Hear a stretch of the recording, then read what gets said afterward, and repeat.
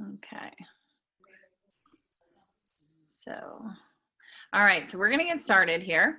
I just want to start by putting out there into the open that I have 3 children at home with me, as well as a dog. So I do apologize if there is an interruption at any point and I have to mute myself.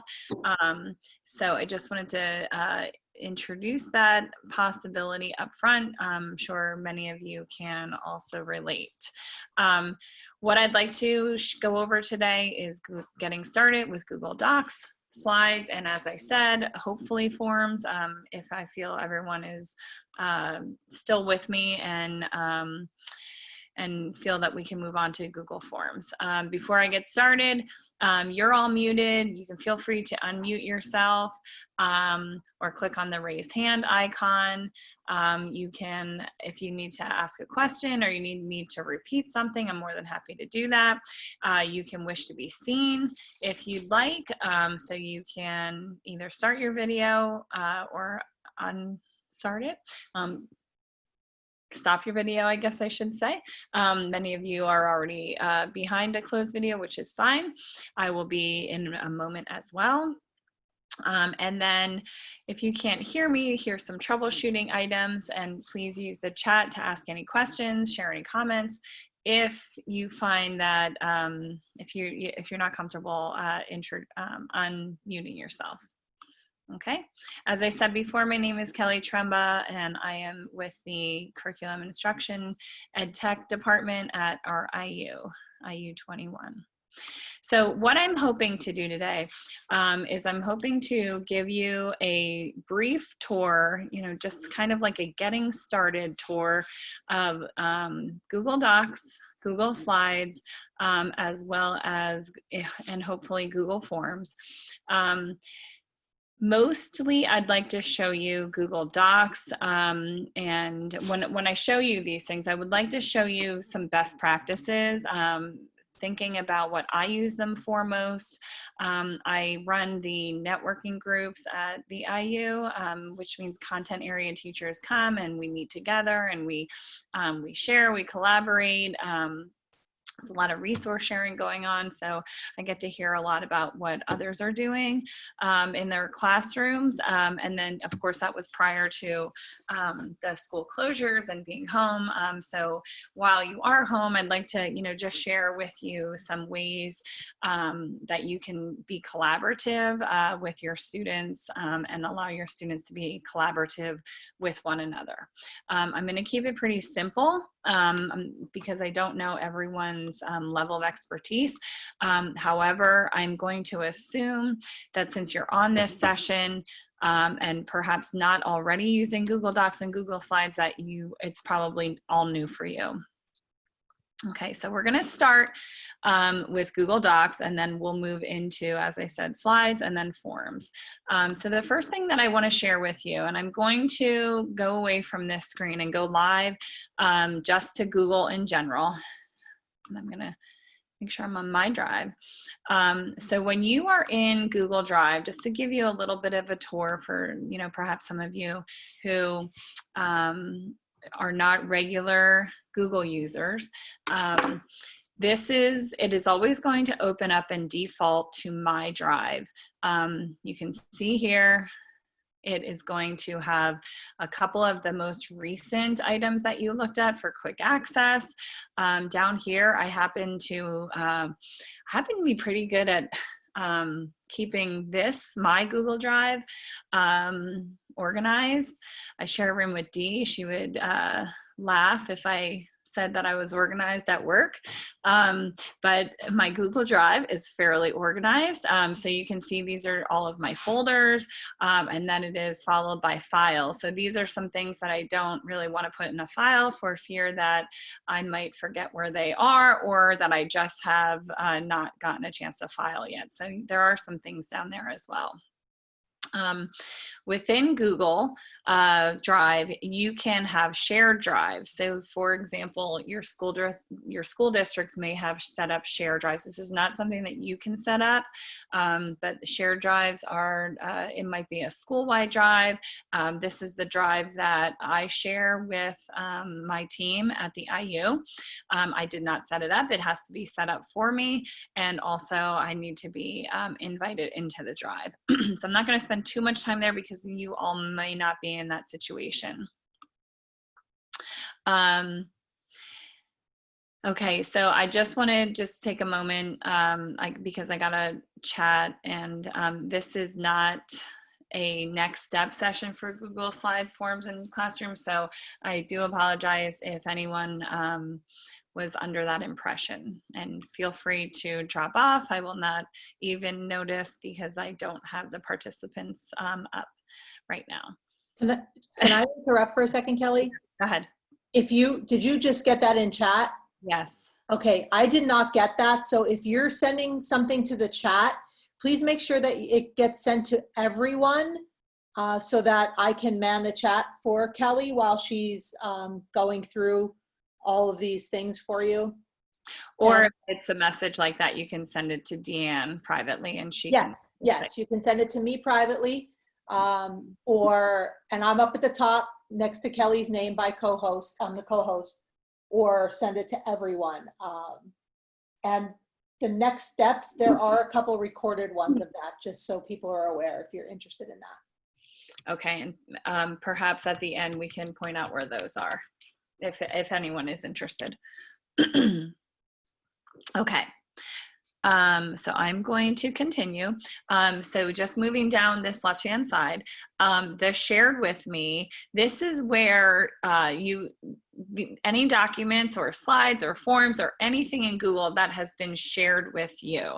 And this I will show you as we move along, because that is one thing I'm going to share with you. If I create a document and I share it with Dee, then she'll be able to either view it or edit it. It depends on the rights that I give her. So anything that I would share with Dee would go into her shared with me folder. Anything that has been shared with me from another Google user is going to go in here shared with me. You can add it to your drive. And I recommend that because sometimes it's hard to remember everything that was shared with you. And I will show you how to add it to your drive. Okay, these are just items that you recently worked on. So sometimes we name things and we forget what we named them. So therefore it would appear in the recent, and sometimes I search there just because it's less things to search through. And then of course there are starred, it's just kind of like a favorites, and then trash. So I am going to go back to my drive, and then I am going to start with a new document. So I want to show you two ways that you can get to new document. So the first way is over here, and if you all would look up to the right hand side of my screen here, it looks like a little waffle grid. If I click on that, this is going to have a list of apps. Now my list might be longer than your list because I have added or regularly use more of these apps than perhaps you have. And so I could go here and click on Google Docs, or the other thing that I can do, and I'm showing you either way, it does not matter which way you do it, is I could go over here and I can click on new. So one thing before pointing out and starting a Google Doc is I want to show you, or I just want to point out that I can create a new folder within. Okay, so if I created this folder and I just called it demo, because everything I do today, I'll just put in this demo folder, and I create it. Now you can see that it went right here, demo. So everything I create today, I'll show you later how I can drag into that particular folder. I can also upload a file from my Mac, which I have, or from your laptop, or I can upload an entire folder from my laptop. And they both, it's the same process. So if I click on folder upload, it just is going to allow me to navigate my desktop. So I would select a folder and I would upload it, and then it would appear into my Google Drive. Okay, but for now, I'm going to move on and I'm just going to open a new Google Doc. My guess is since you're a teacher, you are extremely familiar with Microsoft Word, and there are many similarities. But there are also some differences. There are some things that you can do in Word that you cannot do in Google Docs, and vice versa. The biggest advantage of working in Google Docs is, and I know this has happened to me many years ago working in Google Microsoft, is when you don't save and something accidentally closes or happens, you lost everything that you worked on since the last time you saved. Right now, even just because I opened this document, I didn't even name it yet, it's already saved. It's saved in Google Drive, and I wouldn't have to worry about ever losing it. So I am just going to start by typing something simple. This is a demo Google Doc, okay? And I just want everyone to notice that what I just typed, and up here where it says untitled document, if I click in there, it actually started, it just copied exactly what I typed. So if I had started this with, let me get rid of that, and then let me go get rid of this. So it looks like, and now it's gonna look like nothing. It should, remember it said untitled document. Well, there you go. So if I, just typically we start a form with a name of some sort, even if it's just name a student, like I could call this noun study guide, right? So once I have that there, what's nice is if I click up here, that's what it's going to put in there, noun study guide. So I don't even have to name it. Okay, so I don't have to do it twice. But now that it has a name, should I click out of this and go into my Google Drive, there will be a document there called Noun Study Guide versus Untitled Document. It would have saved it either way.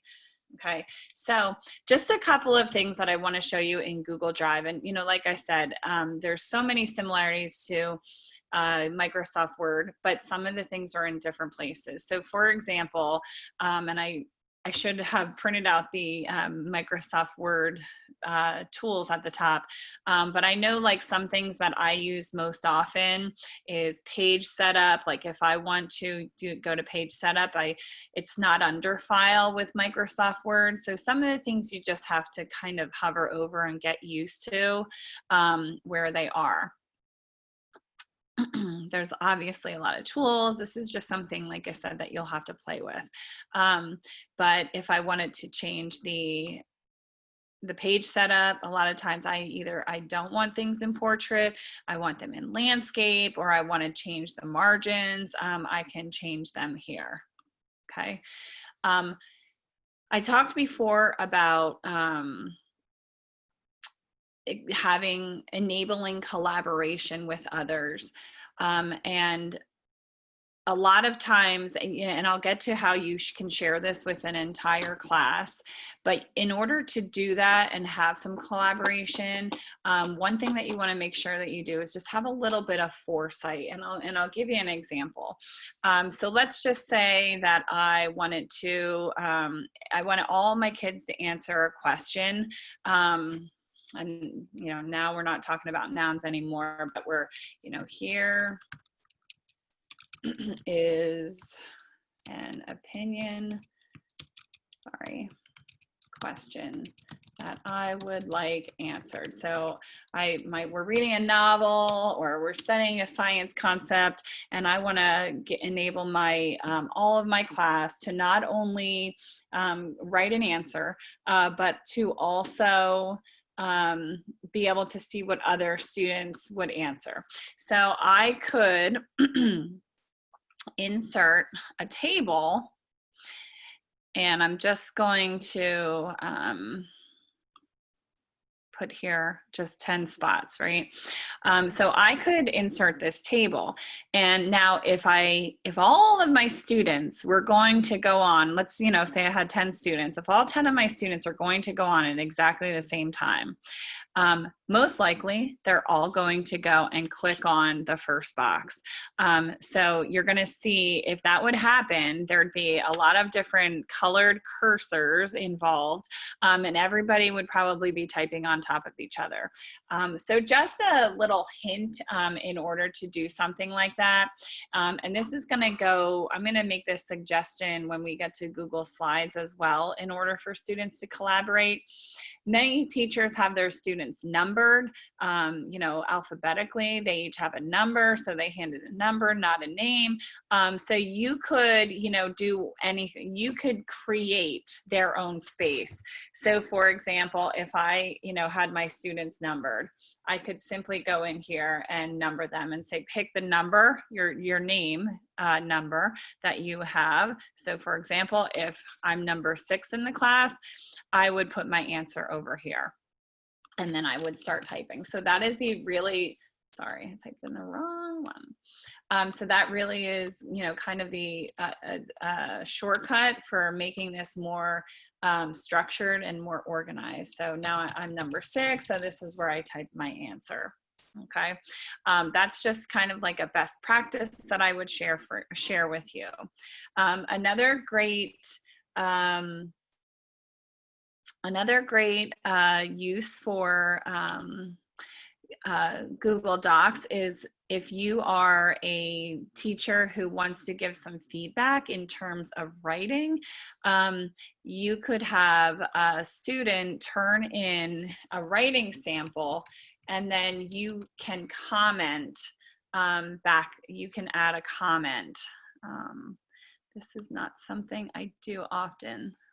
So if I go to insert, and I can comment on my own. So let's say that I write I'm writing a research or an argumentative essay of some sort.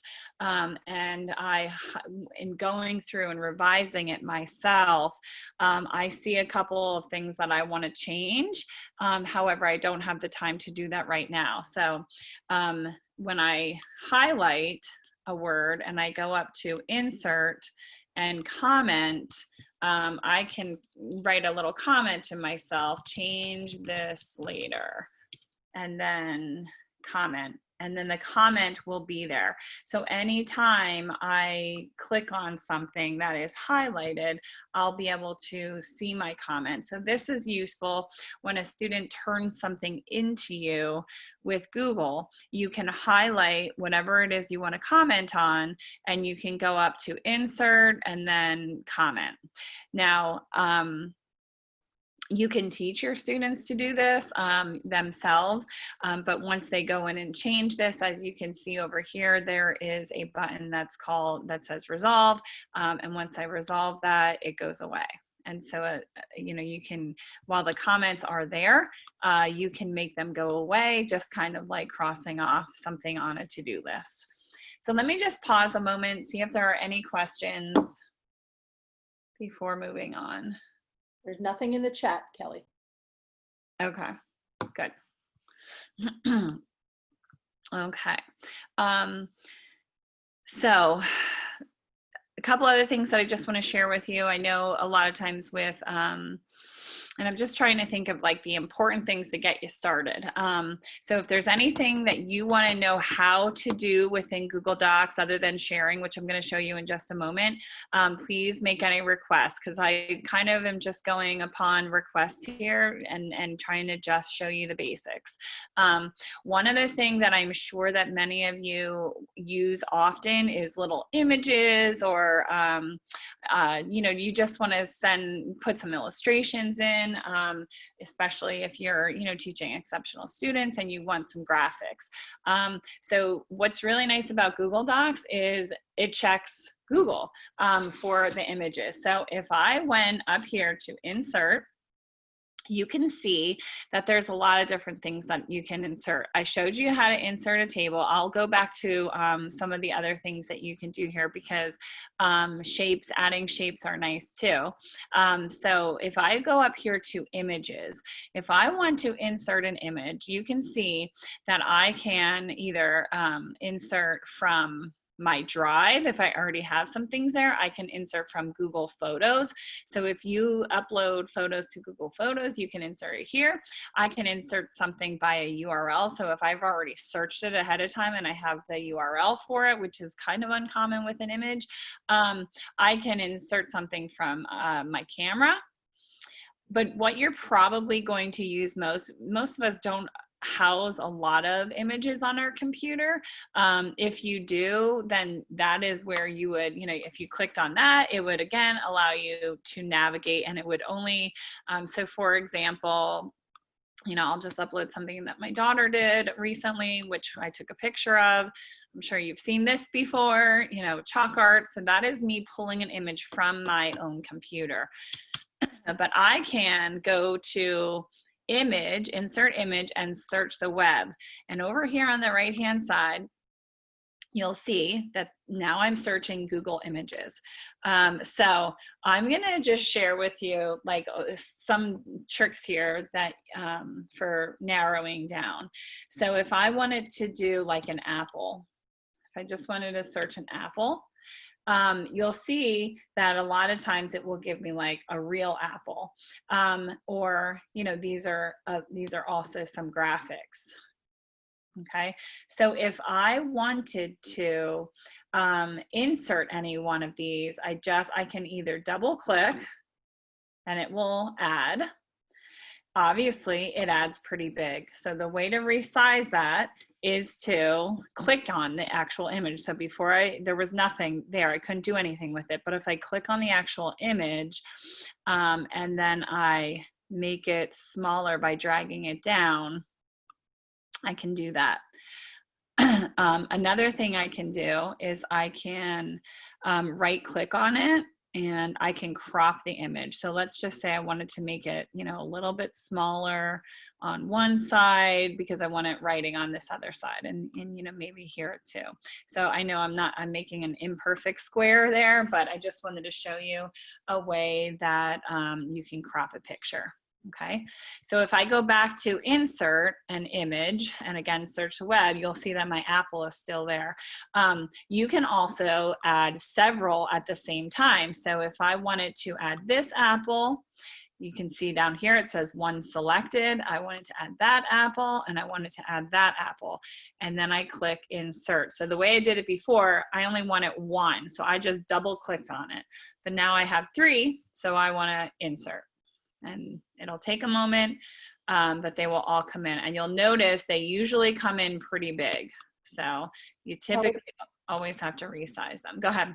While you're on the images, Yeah. one of the questions is, can the image be put behind the text? Okay. And then I have another question in the chat that we'll get to that it doesn't have anything to do with images. So when you're ready for that, let me know. All right, so Dee, can you answer that question? Can you put the image behind the text? Yes. I know you can, but I know you're going to know the easier way to do it. So click on your image. Yep. And you're going to right click.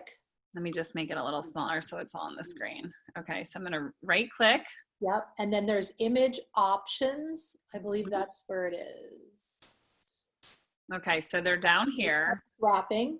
So I want to wrap the text. So if you go over to your left or to your right hand side, you're seeing also that there's the image options popped up there. So you can position it, you can text wrap it. It gives you a better idea of what it looks like. And then if you go underneath there, you're going to see position. Mm-hmm. And you can also recolor an image. So there's lots of things you can do with an image. All you need to do is right click on that image. Okay, so let me go back to this because it kind of got moved, I think. All right. Okay. So now, oh, let me pull this up. Okay, now I got rid of it. I didn't mean to do that. Did that answer the question? Okay. We have a couple questions that are coming in the chat that don't have anything to do with images. Are you feeling ready for those or not? I am feeling ready, but I'm seeing some that you may have to talk me through as far as where some of the things are. Okay. So I don't just spend 5 minutes searching for them. Okay. How do you Well, put? they had asked, how do you put the words onto the pictures? And I did not demonstrate that. Okay, go ahead, do that, and then we'll go to the other ones. Okay, so let me go back.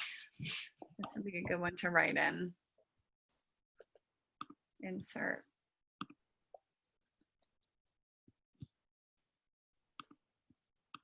I don't know why that keeps cutting off. Make it smaller.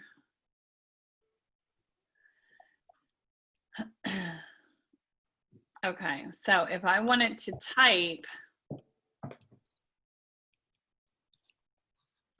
go down to the next page. And I'm going to make it bigger. So again, if you just make your text bigger, now text wrapping D is going to put it around all the image. Yes. Over? My suggestion would be to type over top of an image, would be to put a text box on the image. Yeah, that's what I was just about to suggest. So the way you do that is, again, in your insert, I don't see it in insert, but I know it's right. Where is text box? Oh, geez. Oh, we're in a Google Doc, so you can't insert a text box. You would have to do a shape. Okay, and then type in the shape, insert. Then I think once you put the shape in, you can do the text box over the shape. Okay, yeah, this is one thing that is, as I said, there are a couple things that are different. So this is one thing. So let me go back and just show you that again. So if you went to insert, drawing, new, this is where you could add an arrow of sorts. You could add circles. You could add, squares, whatever it is. If you want to really highlight something in a document, and this is the text box. So if I had a text box here, and I said, "Here is my text." Oh, sorry. Save and close. So now I have my text box. So if I want to move this, see if it lets me move it on top of the image. All right. If I wanted to text wrap that, and I moved it down here. So I hit text wrap, and then I put it on top of the image. That moved away. Let me undo that. So the other nice thing about this is if I want to undo what I just did, there it is. So here's the undo button. So that's a great button to know where that is as well. So that is a lot of steps to get text on top of this. In Google Slides, you can create text boxes and arrows very easily on the screen. Okay, so let me show you share, because that is, I just want to be cognizant of time because the time goes so fast when we're on here. But when you want to share this with students, okay, so let me first talk about sharing things with students. If you want to share things with students, you're going to go up here to the share button, okay? So my guess is you're not going to want to type in every single email of your students. And if you're not in Google Classroom, and you can share documents in Google Classroom, while you're in Google Classroom, you just go into your Google Drive and grab the document that we just created. But let's just say that you want to share out this link in Schoology, or you want to share it just in an email. The best thing to do, because you do not want to have to type in all of the names or email addresses, is to go up here to Get Shareable Link. Once you do that, oh, geez. Hold on. Once you do that, the most important step is yours is probably going to say anyone at, and then whatever school district you are at. As long as you are sharing this with students who are part of your school district's domain, meaning they have a school given email address, you can leave it like this.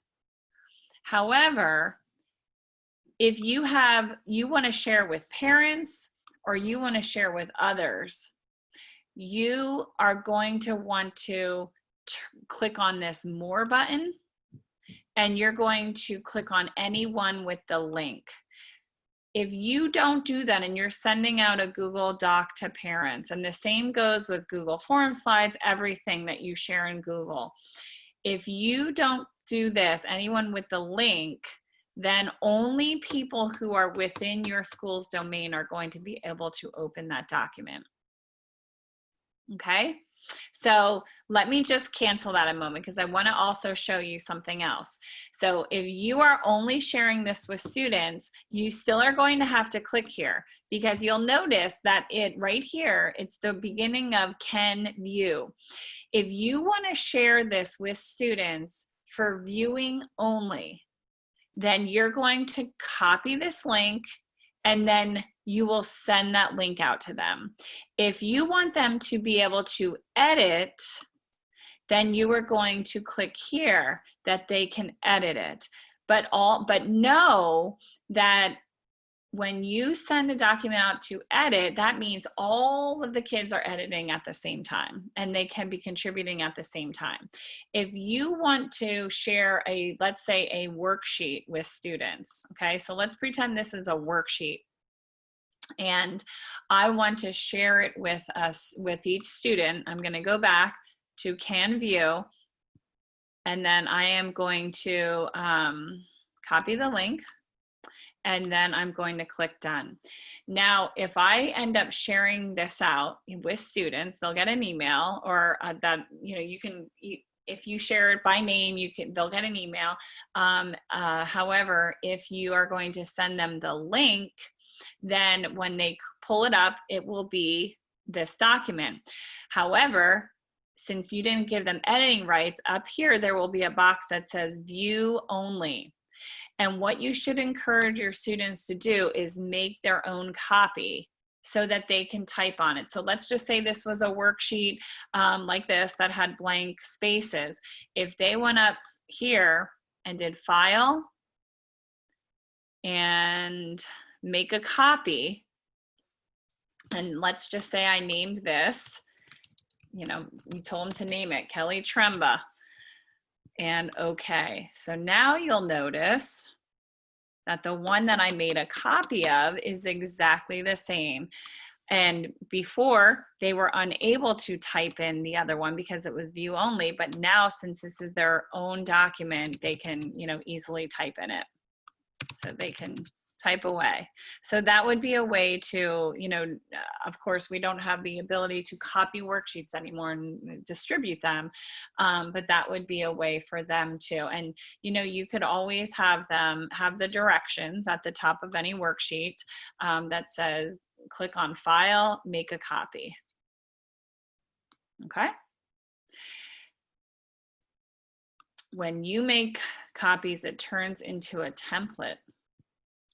I'm not sure what you mean by that. Are you asking me? If you want to unmute yourself. It should just turn into a copy of your exact item. So when I've been working on making copies and they get shared, and then I have these things that are the exact same document, but it says it's a template. And I'm not sure why I would want a template, but it just shows up that way. And these are documents that you've created? Yeah.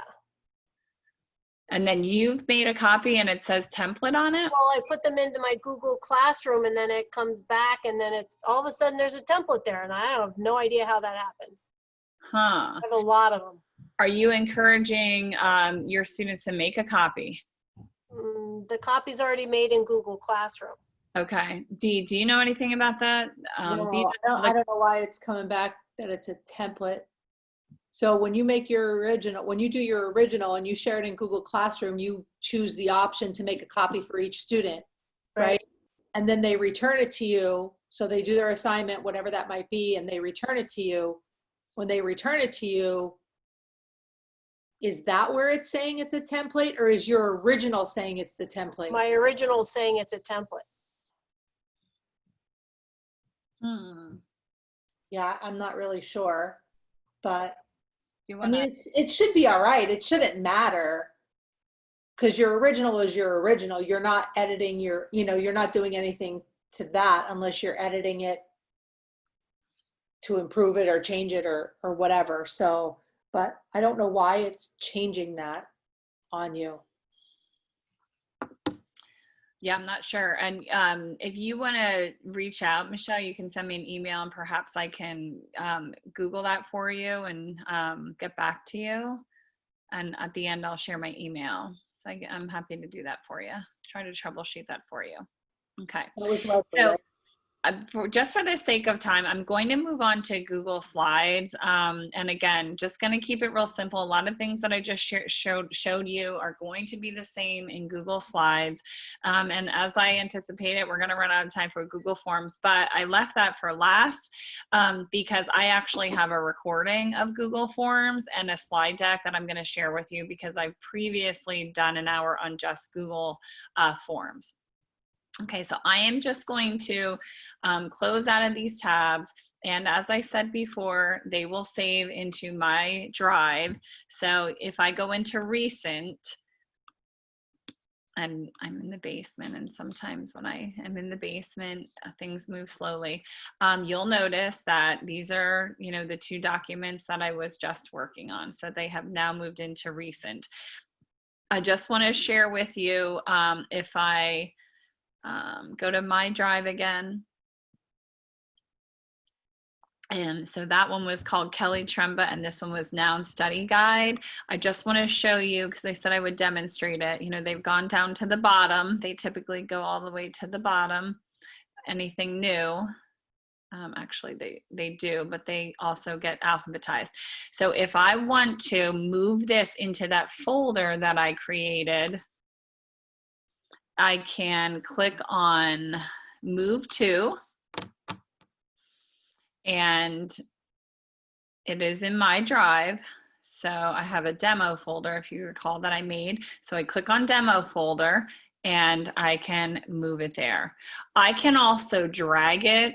And if you have a mouse, you'll be able to drag a little bit easier than but I have a trackpad and sometimes it doesn't always move that easily, but it is possible for you to drag it. You can see how slowly it moves. So I typically don't go that route, but you can certainly go that route as well. Okay, so just going back, if I want to go into Google Slides now, I can do the same thing in two places. So remember I showed you the Google Apps before. So this is where I know there was a question about, I saw Gmail earlier. I don't know if you answered that question, Dee, but I never. Yeah, covered. Okay. It just seeing Gmail there made me remember that there was a question. So again, here is Docs, here is Slides. But also I can go over here to New, and since I use Google Slides very often, it appears there. So I can click on Google Slides. Okay, so just like a Google Doc, whatever I name this first slide, Intro to Slides, I'll just say, you'll notice that as soon as I click up here in the title, it ends up naming it the same thing. Okay. Lots of similarities to PowerPoint. If I click on, this is my first slide. Usually one of the first things that we want to do is going to insert a theme. You can see there are already some themes over here for me to select from. So if I selected on a theme, it will place the theme over there. Also, I could go into slide, and I can apply a layout. I can change the background, or I could change the theme. Okay, so I can do any one of those there. So let's just say I wanted to, apply, well, I'm gonna actually click on the second slide. So let's say that I want to change the background. Sorry. So I do want to also point out something. So as I'm here at slide and I apply a layout, you'll see here that I'm going to select any one of the layouts. So a lot of times, this here, what has defaulted is going to be, a similar or a pretty common slide for the second slide. Just like, I'm again, just trying to think of some of the things that I use regularly, and I typically use inserting images. So let me do one thing, and that is, let me make this slide. I'm going to just make it a plain slide, just so I can show you some of the things that you can do on a slide. In the insert button specifically, I already showed you how you can upload an image or bring in an image. So it is the same exact thing with Google Slides. So if I search the web, just going to bring in an apple again. It's easy. So if I pull it over here, or I can use that insert button, or I can double click, any of those ways will pull it onto the slide, and I can resize it. I can also, let me go down to shapes, because a lot of times we want to use arrows of sorts, or we want some different shapes. So if I can click on an arrow, and it can be, an arrow. Now you'll notice it's gray, so I can go up here to this like little paint can and it's fill color. Any of these that you hover over, it will tell you what they are. So if I want to change the color of that, let's say to red, I can do that. I want to show you how to insert a text box, because here it is very easy. So I just go to insert text box, and I'm going to make this font big because I want to demonstrate something else with it. So I can say, click here in order to go to the live PD link. Okay, so two things that I want to show you is, one, I can put hot links in my Google Slides. So for example, I know that I have this other page ready to go. So I'm going to go and copy that link and go back to my slide right here. And if I want to push out a slide deck that I want students to be able to, let's say it's an instructional slide deck, but I want to put a video in it, I can do two things. One is I can click here and go up to this little link, and I can paste my website address in there and then apply. So now here I have a live link, so that when my students receive this and they see that, they can click on it, and if I click on this, it will take them to that link. Okay. Another thing a lot of people do with slides, and I know we do it ourselves, is if I want to kind of have students focus on something, I can, like, let's say we're doing sentences, and we're trying to find, nouns in the sentence, and I wanted to identify the nouns in a model sentence, and I want to put a circle, or I want to do something, because that was kind of a question that came up before, but it's much easier to do in slides. If I wanted to insert a shape, So let's say I want to insert a circle because I'm going to put a circle around a word. All right, so I'll change it to prepositions only because I don't want to point out the live PD down in here. Okay, so if I wanted my to be identified as a preposition, you'll notice when I do that, it's a circle that goes over the word to.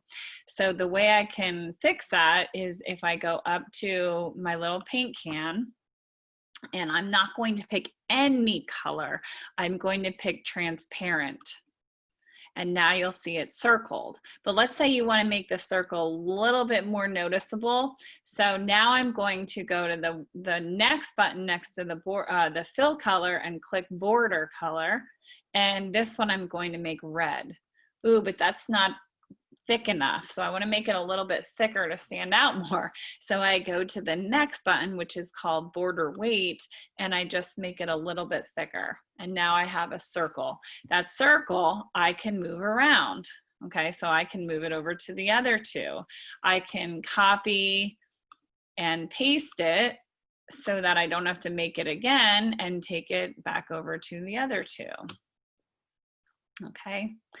And I just want to move it over here because in that sentence, to is actually not acting as a preposition. It's part of the verb. Okay, so let me demo one more thing before I pause for questions. I know we're getting to the end of our time here, but a lot of times we might want to insert videos in a slide. So a way to do that is to go up here, insert and video. And if you know a YouTube video or you have a video that you know the URL or is in your Google Drive, you can pull it in this way. But let me just search for let me actually search for Google Slides. So in YouTube, if I wanted to find a Google Slides video, let's just say I want to insert this one. So I select it and I select it here, but then I also choose select down here. It will embed right in your slide. So students wouldn't have to click on another link to go to another tab to see the video. They can just watch it right here. Hello So there, and welcome back to my channel. So again, you know, that's a great instructional tool. I'm trying to think of some other things. One, before demoing how to share this again, just like I shared with you that you would want to assign students you know, rows within the Google Doc and the table, you would probably want to do the same thing with slides. Actually, let me do this because I want to select a slide that has a title. So I'm going to go up to slide and apply layout because I want every slide to have a title. So I could make all my slides and I could tell my students, all right, go to the number of your slide. So for example, if you are number 14 in my class, you have slide 14. If you would do something like that, just make sure that you don't have a title slide, because if you have a title slide, your number 1 has no slide. And what he or she will probably do is go to number 2 and then so on and so forth. So just because you don't start with this title slide doesn't mean you can't end with a title slide. So you could always put your title slide at the very end. So I can take this slide and move it all the way down to the end. And then once all my students contribute, they're on their appropriate slide, I can take it and I can move it all the way up here again. Kelly, someone asked how you made multiple slides so quickly. Okay, so all that I did is I clicked in the last slide and I just clicked return several times. That's it. So just working over here helps you to add things quickly. I know in PowerPoint you can do that as well, but you know, a lot of times we insert or here, you don't have to go to slide, new slide every time. You just click over here and click enter, enter, enter. And the reason I did that is because 1, I want to have a blank slide for every student, or I can click into slide 5, Kelly, Click in slide 6, D.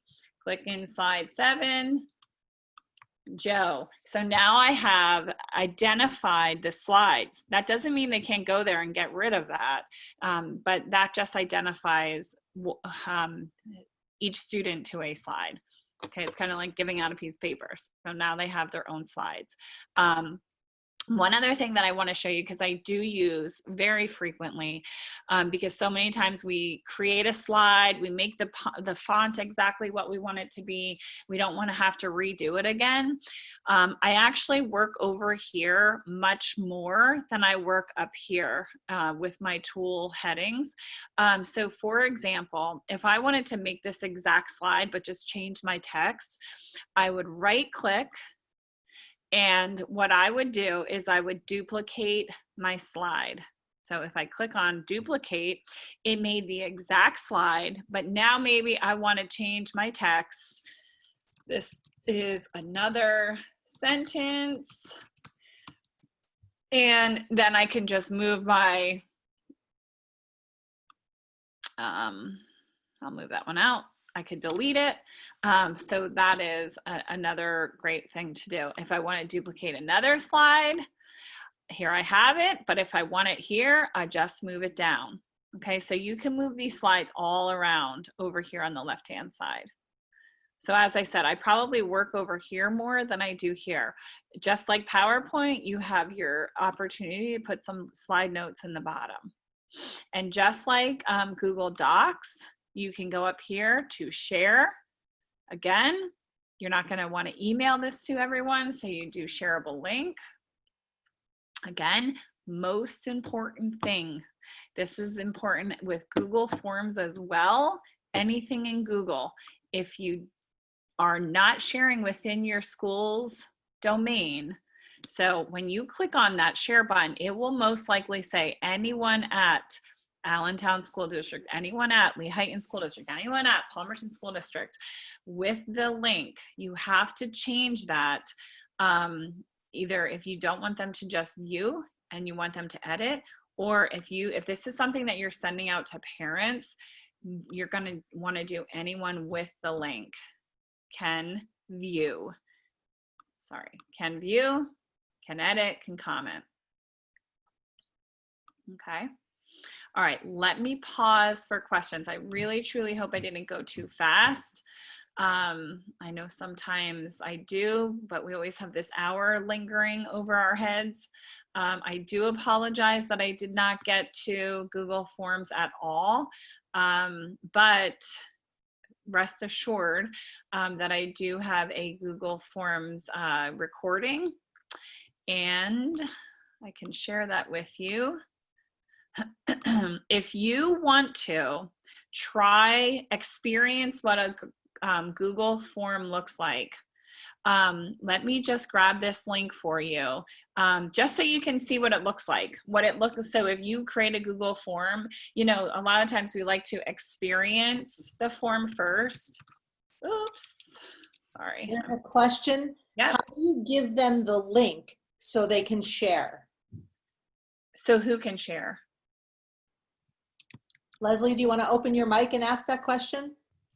So you were showing us how to go and get that shareable link and then decide if they can view or edit it. And you say, anyone with the link, well, how do you get the link to them? Oh, okay. So that's a great question. So if you could just stay unmuted a moment, are you doing Google Classroom or do you email your students? Google Classroom. Okay, so you can, within Google Classroom, you can do it one of two ways. You can create a new announcement and say, you know, please access this Google slide and share the link there.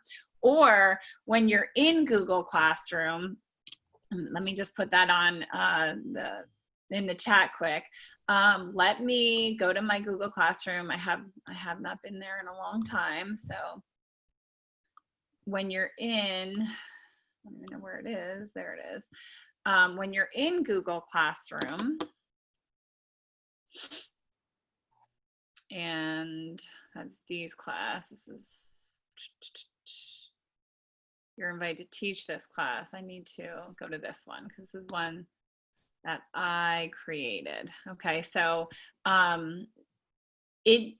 if I go to classwork and I create an assignment that says collaborative, hold on, Google Slides. Okay, so I could put the link here, access this link, or I can go to add my Google Drive. And in my Google Drive, I could select that right there. So I selected it, this intro to slides, and add. And now it says you can choose how to share this file with your class. Got it. Okay, so now you can see here, students can view the file, so you can share your, you can change your settings here as well. Students can edit the file. Make a copy for each student. You can do that as well, and that's the easier way than encouraging them to make their own copy. Did I answer your question? Yep, thank you. You're welcome. Okay, any other questions, Dee? No other questions in the chat, and I did put the link to all of the CLIU Ready PD recordings and resources in there. Okay, thank you for that. So I put here experience in Google. Comes a question. Yep, once they're all in there, does that automatically share to all? If you're referring to the Google Classroom, it shares to everyone who's in your Google Classroom. Unless, and I know there's a way to assign it to only a few. You can do that as well. You can pick and choose your students who you'd like to assign that to if you have differentiated assignments. However, if you don't do that, it will automatically default to all of them. Correct. Okay. So just real quickly before some of you sign off, if you're interested in Google Forms, in the chat where I have experience a Google form, I'm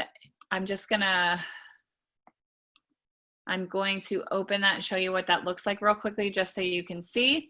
So this is a form that I created, and it is a form that you can just experience. So you'll notice that there are multiple, there's a range kind of answer that you can create, multiple choice. You can put video tutorials right within a Google form. You can ask a short answer, you can ask a long answer. So I just tried to give you a scenario of each. So if you're interested, feel free. I'm not going to look at the answers, but feel free to go in and experience what it looks like. And then again, Dee shared this with you, this link right here. This is our CLIU Ready PD, our recordings and resources. If you go down to Google Forms right here. The first one is the recording. The second one is the slide deck. If anyone has any questions about that, I'm happy to stay on longer. I just want to make sure that I respect everyone's time. Okay, so just a couple of things to put in here at the end. If you are interested in ACT 48 hours, I will put that link.